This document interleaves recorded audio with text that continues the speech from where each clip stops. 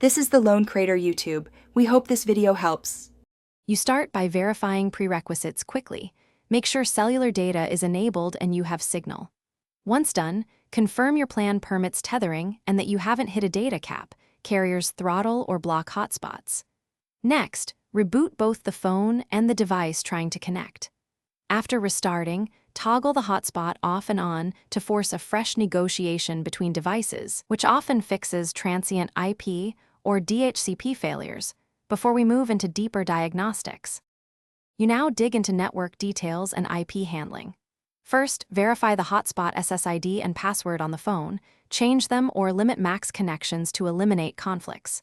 On the client device, forget the network and reconnect. If DHCP keeps failing, assign a static IP in the phone subnet such as 192, 168, 43, 50 with gateway 192, 168, 43, 1. Then inspect APN and cellular settings on the phone because a misconfigured finish by isolating the problem. Try another client device and switch tethering mode to USB or Bluetooth. If USB works, the issue is Wi-Fi radio related. Make sure the phone's OS and carrier firmware are up to date because fixes are often delivered system-wide. Contact your carrier if provisioning or network blocks are suspected. If everything fails, backup data and factory reset the phone as a last resort. Tip: if resets fail, ask the carrier to provision hotspot service or check for account blocks. That's often the hidden cause.